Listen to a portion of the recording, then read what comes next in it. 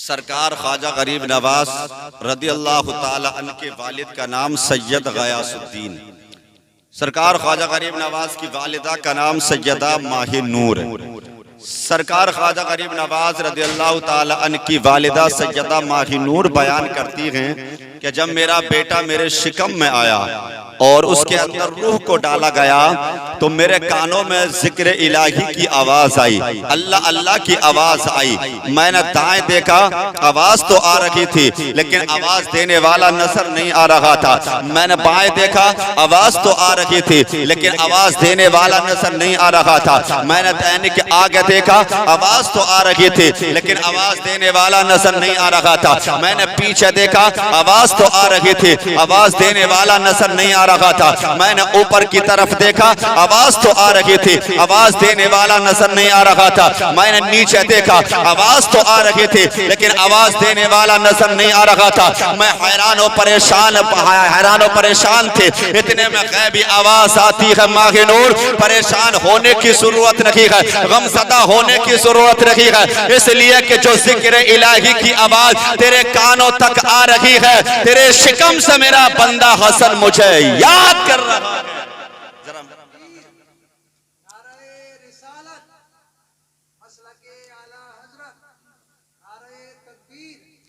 ذرا محبت سے بولے سبحان اللہ۔ سرکار خواجہ غریب نواز ماں کے شکم میں ہے، اللہ اللہ کا ذکر کر رہے ہیں، اللہ کا ورد کر رہے ہیں، اپنے رب کو یاد کر رہے ہیں۔ آج ہم اور آپ لوگ ہیں کہ آج ہم اور آپ لوگ ہیں غریب نواز سے محبت کا دعویٰ کرتے ہیں لیکن نمازوں سے آج ہم دور ہیں۔ آج غریب نواز سے محبت کا دعویٰ کرتے ہیں، ذکر الہی سے آج ہم دور ہیں، اللہ والوں سے پیار کا دعویٰ ہم کرتے ہیں لیکن آج الخدا کی بندگی سے ہم اور آپ آج دنیا میں دور ہے۔ یہ حال آج ہمارا ہے لیکن اللہ والوں کی شان دیکھو، اللہ والوں کا مقام دیکھو، اللہ والوں کی رفعت اور ان کی بلندیاں دیکھو۔ سرکار خواجہ غریب نواز ماں کے شکم میں ہے، اللہ کا ذکر کر رہے ہیں، اور جب سرکار خواجہ غریب نواز کی جب ولادت ہوتی ہے تو ماں نے اپنے بیٹے کا نام حسن رکھا، اور جب سرکار خواجہ غریب نواز دنیا میں آئے اب تمام محلے کے لوگ سرکار خواجہ غریب نواز کے دیدار کے لیے آپ کے یہاں پر تشریف لاتے ہیں۔ سرکار خواجہ غریب نواز کا بچپن ہے، یعنی گزر کے جا رہے ہیں، بچوں کو راستے میں کھیلتا ہوا دیکھا۔ سرکار خواجہ غریب نواز کی نظر جب بچوں پر پڑتی ہے ارشاد فرمایا، اے میرے بھائیو تمہیں دنیا میں اللہ نے کھیلنے کے لیے پیدا نہیں کیا ہے بلکہ اللہ نے تمہیں اپنی بندگی کے لیے پیدا کیا ہے، اپنی عبادت کے لیے تمہیں پیدا کیا ہے۔ یہ سرکار خواجہ غریب نواز نے بچپن کے عالم میں بچوں سے کہا تھا، میرے بھائیو سنو، اللہ نے تمہیں عبادت کے لیے پیدا کیا ہے۔ پھر آگے عمر سرکار خواجہ غریب نواز کی بڑھتی ہے، جب عمر شریف 12 سال کی سرکار خواجہ غریب نواز کی ہوئی، عید کا دن ہے، ہر طرف خوشی ہے، ہر طرف مسرت و شادمانیاں ہے، ہر انسان خوشی میں جھوم رہا ہے اور عیدگاہ کی طرف یعنی جا رہا ہے۔ سرکار خواجہ غریب نواز بھی فاقرانہ لباس پہننے کے بعد یعنی عیدگاہ کی طرف جا رہے ہیں۔ راستے کے کنارے پر ایک بچے کو دیکھا جو یعنی بیٹھا ہوا رو رہا تھا، آنکھوں سے آنسو بہا رہا تھا، لیکن جو بچہ رو رہا تھا، جو آنسو بہا رہا تھا، وہ بچہ نابینا تھا، اس کی آنکھوں میں بینائی نہیں تھی، اس کی آنکھوں میں روشنی نہیں تھی، بلکہ وہ بچہ یعنی رو رہا تھا، آنکھوں سے نابینا تھا۔ سرکار خواجہ غریب نواز بچے کے قریب جاتے ہیں، جا کر ارشاد فرمایا، میرے بھائی آخر تم رو کیوں رہے ہو؟ تمہارے رونے کی وجہ کیا ہے؟ آج تو عید کا دن ہے، آج تو خوشی کا دن ہے، آج تو مسرت و شادمانی کا دن ہے، لیکن تم آنسو کیوں بہا رہے ہو؟ آخر تم رو کیوں رہے ہو؟ تب اس بچے نے کہا تھا، اے میرے بھائی تم پوچھ رہے ہو تو سنو، آج عید کا دن اس کے لیے ہے جس کا باپ اس دنیا میں زندہ ہے، آج خوشی کا دن اس کے لیے ہے جس کی ماں دنیا میں زندہ ہے، آج خوشی کا دن اس کے لیے ہے جس کا بھائی اور بہن اس دنیا میں زندہ ہے۔ آج میں رو اس لیے رہا ہوں کہ آج دنیا میں نہ میرا باپ زندہ ہے، نہ میری ماں زندہ ہے، نہ میرا بھائی دنیا میں زندہ ہے، نہ میری بہن بہن دنیا میں زندہ ہے، میں دنیا میں ایک یتیم ہوں، میں اپنے مقدر پر رو رہا ہوں، اپنے نصیبے پر رو رہا ہوں، اپنی تقدیر پر رو رہا ہوں۔ جب بچے نے اتنا کہا تھا، سرکار خواجہ غریب نواز نے بچے کے ہاتھ کو پکڑا، اپنے گھر لے کر آتے ہیں، اپنی ماں سے کہا ماں میرے اس بھائی کو نہلا دیا جائے، اس کے بالوں میں کنگھی کر دی جائے، اس کے آنکھوں میں سرما لگا دیا جائے، اس کو عمدہ اور اچھا لباس پہنا دیا جائے۔ سرکار خواجہ غریب نواز کی ماں نے اس بچے کو نہلایا، اس کے بعد سر میں کنگھی کی، آنکھوں میں سرما لگایا، اور لگانے کے بعد سرکار غریب نواز اب اپنے بھائی کا ہاتھ پکڑ کر اب عیدگاہ کی طرف جا رہے ہیں۔ اب جیسے ہی راستے میں جا رہے ہیں، تمام لوگ دیکھ رہے ہیں، ابھی کچھ دیر پہلے دیکھا تھا تو بچہ وہاں پر بیٹھا ہوا رو رہا تھا، وہاں پر آنسو بہا رہا تھا، وہاں پر بیٹھا ہوا بلک رہا تھا، اور اس کا لباس پھٹا پرانا تھا، یعنی گرد و غبار میں اٹا ہوا تھا، لیکن اتنا اچھا لباس پہن کر، اتنا عمدہ لباس پہن کر آج یہ غریب نواز کے ساتھ میں جا رہا ہے، تو تمام دیکھنے والوں نے ایک زبان کہا تھا کہ غریب نواز کے ساتھ میں جانے والا بچہ ایسا محسوس نہیں ہو رہا تھا کہ غریب نواز کا منہ بھولا بھائی جا رہا ہو، بلکہ ایسا محسوس ہو رہا تھا جیسے غریب نواز کا سگا بھائی جا رہا ہے۔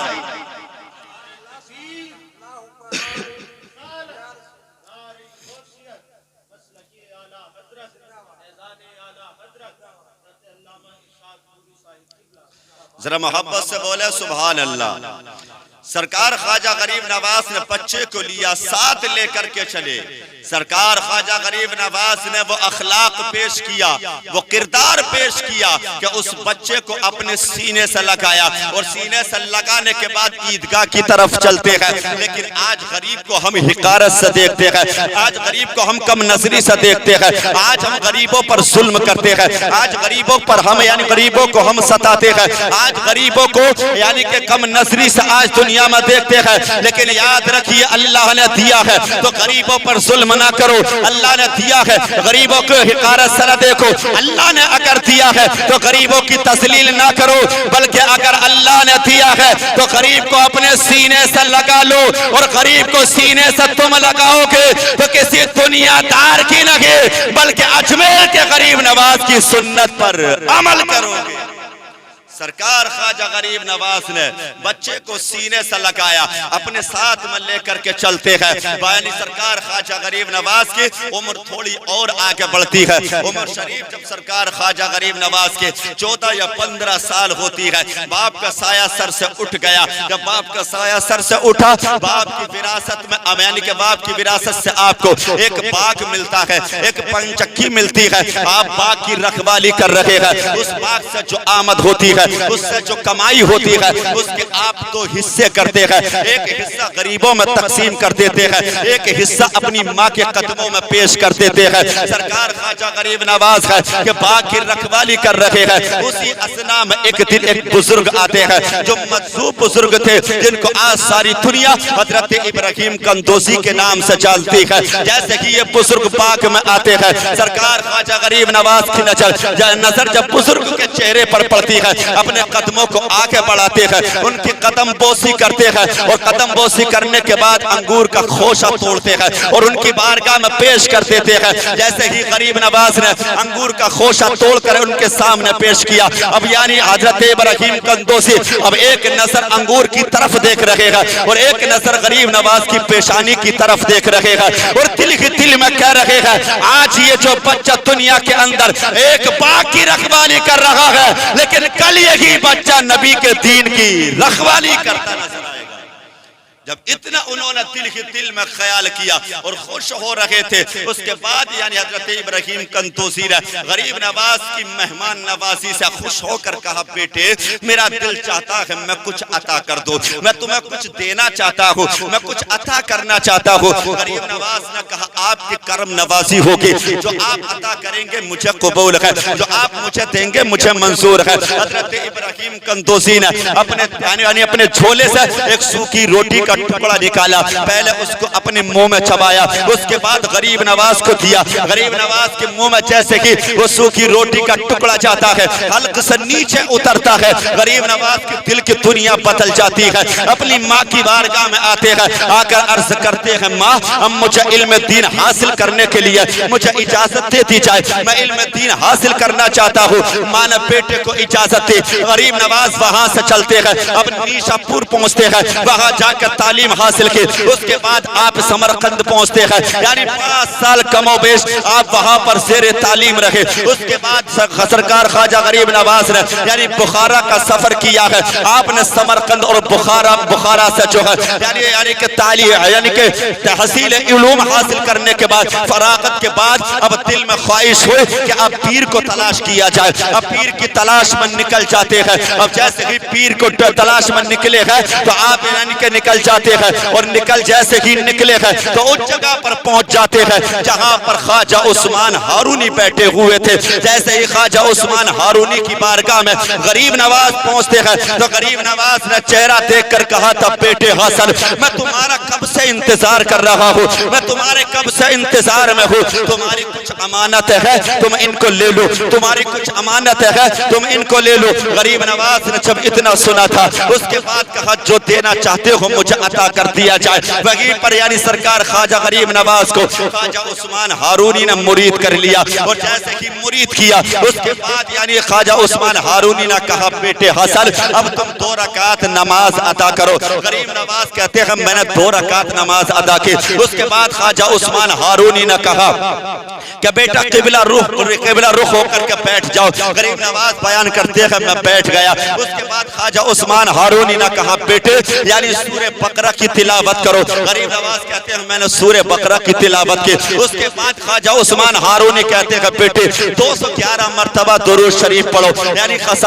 سرکار خواجہ غریب نواز کہتے ہیں میں نے 211 مرتبہ یعنی کہ درود شریف پڑھا۔ اس کے بعد یعنی عثمان ہارونی نے کہا بیٹے حسن اب تم 1 دن اور 1 رات کا مجاہدہ کرو، ذکر و اذکار میں مشغول ہو جاؤ، جو میں وظائف بتا رہا ہوں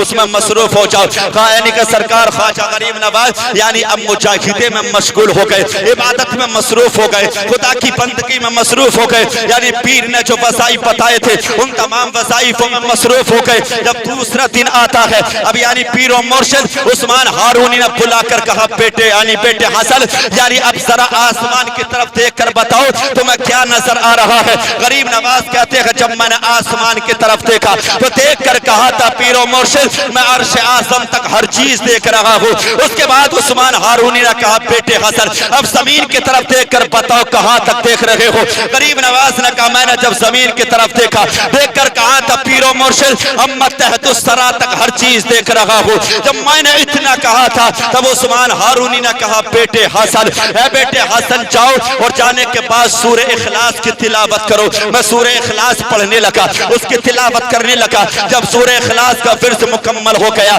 پھر میرے پیر و مرشد نے بلایا، اور بلانے کے بعد اپنی 2 انگلیاں آسمان کی طرف اٹھا کر کے کہا بیٹے حسن اب میری 2 انگلیوں کی کھائی میں دیکھ کر بتاؤ تمہیں کیا نظر آ رہا ہے۔ غریب نواز بیان کرتے ہیں جب میں نے اپنے پیر کی انگلیوں کی کھائی میں جب نظر اٹھا کر دیکھا تھا تو میں نے دیکھنے کے بعد کہا تھا پیر و مرشد مجھے آپ کی 2 انگلیوں کی کھائیوں میں 18,000 مخلوقات نظر آ رہی ہے۔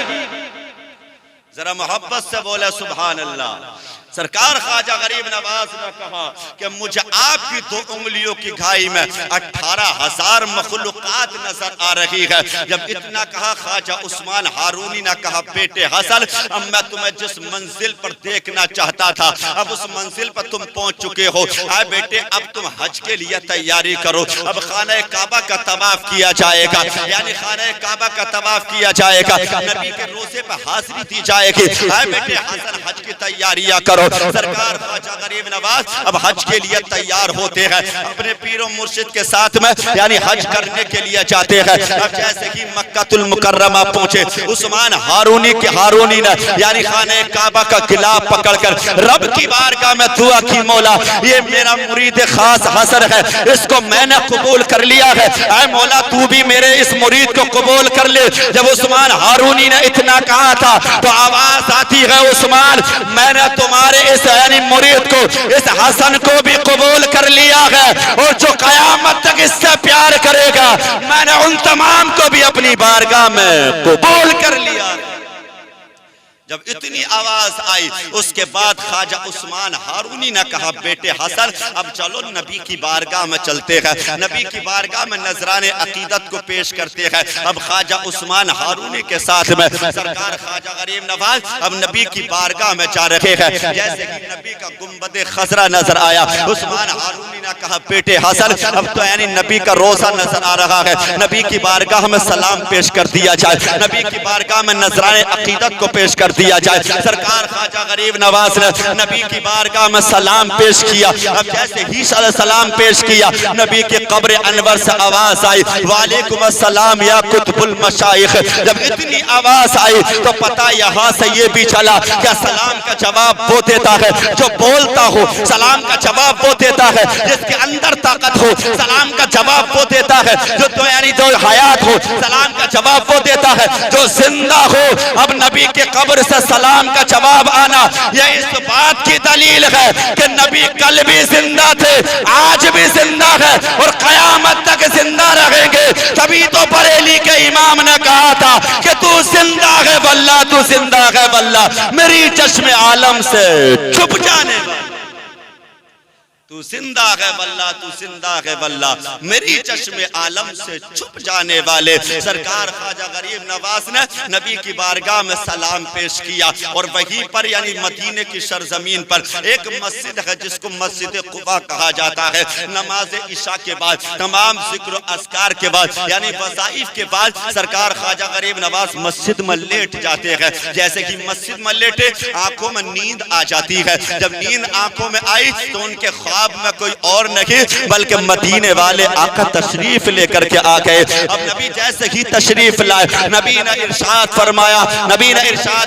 بیٹے حسن تم یعنی کہ بیٹے حسن تم معین الدین ہو، تم معین الدین ہو۔ جب نبی نے اتنا کہا تو اب پتہ یہاں سے یہ بھی چلا کہ غریب نواز کو معین الدین کا لقب دینے والا اگر کوئی ہے تو وہ کوئی دنیا دار نہیں بلکہ مدینے کا تاجدار ہے، جس نے غریب نواز کو معین الدین کا لقب عطا کیا ہے۔ سرکار خواجہ غریب نواز جب بیدار ہوتے ہیں اور جیسے ہی بیدار ہوئے اور نبی نے فرمایا تھا بیٹے حسن تم میرے معین الدین ہو اور میں نے تمہیں ہندوستان کی حکومت عطا کرتی ہے، اے بیٹے حسن ہندوستان چلے جاؤ اور جانے کے بعد وہاں پر اسلام کی اشاعت کرو، وہاں دین کی تبلیغ کرو، وہاں خدا کا پیغام بتاؤ، وہاں ایک اللہ کا یعنی ایک اللہ کے لوگوں کو دعوت دو۔ جب اتنا غریب نواز نے یعنی سنا ہے اس کے بعد جب نیند سے بیدار ہوتے ہیں اور جب ہندوستان آنے کے لیے تیار ہوتے ہیں تو سب سے پہلے غریب نواز یعنی بغداد شریف جاتے ہیں، سرکار غوث اعظم کی بارگاہ میں حاضری دیتے ہیں۔ اس وقت سرکار غوث اعظم کا آخری زمانہ چل رہا تھا، سرکار غوث اعظم اپنے مریدوں کے حلقے میں بیٹھے ہوئے تھے۔ جب غریب نواز وہاں پر پہنچے تو سرکار غوث اعظم نے دیکھ کر فرمایا میرے مریدوں یہ میرا بیٹا حسن آ رہا ہے جس کو میرے نبی نے معین الدین کہا ہے۔ جب اتنا انہوں نے کہا تھا اور سرکار غوث اعظم کا آخری زمانہ چل رہا تھا، سرکار خواجہ غریب نواز نے سرکار غوث اعظم کی برکتوں کو حاصل کیا یعنی ولایت سند وہاں سے لی، اور جب وہاں سے چلنے لگے تو سرکار غوث اعظم نے فرمایا تھا بیٹے حسن ہندوستان جا تو رہے ہو لیکن ہندوستان کی سرحد پر ایک اللہ کا محبوب بندہ لیٹا ہوا ہے جس کو دنیا داتا گنج بخش لاہوری کے نام سے جانتی ہے، اے بیٹے پہلے ان سے اجازت لے لینا، پہلے ان کی برکت حاصل کر لینا، پہلے ان کے فیوز و برکات سے مالا مال ہو جانا۔ جب اتنا سرکار غوث اعظم نے کہا سرکار خواجہ غریب نواز نے یعنی وہاں سے اب سفر جب شروع کیا ہے تو پہلے یعنی لاہور آتے ہیں اور جب لاہور آئے سرکار غریب نواز یعنی کہ داتا گنج بخش لاہوری کی بارگاہ میں حاضری دیتے ہیں، وہاں سے فیوز و برکات حاصل کرتے ہیں، وہاں پر یعنی روحانی فیضان یعنی روحانی یعنی کہ فیوز و برکات حاصل کرنے کے بعد اب سرکار یعنی کہ خواجہ غریب نواز اب وہاں سے سفر شروع کرتے ہیں. اب وہاں سے جب سفر شروع کیا ہے تو سرکار خواجہ غریب نواز یعنی پٹیالہ ہوتے ہوئے یعنی دہلی ہوتے ہوئے راجستھان کے شہر اجمیر میں پہنچ جاتے ہیں, جس کو خواجہ غریب نواز نے اپنا آخری مسکن بنایا. 40 سال زندگی کے غریب نواز نے اسی ہندوستان کے شہر اجمیر میں گزارے. اس لیے سرکار خواجہ غریب نواز کو اجمیری کہا جاتا ہے. پیدا سنجر میں ہوئے تھے لیکن آخری مسکن اجمیر کو بنایا تھا. اسی لیے آج بھی دنیا اور کل بھی دنیا اور قیامت تک دنیا خواجہ غریب نواز اجمیری کے نام سے یاد کرتی ہے اور کرتی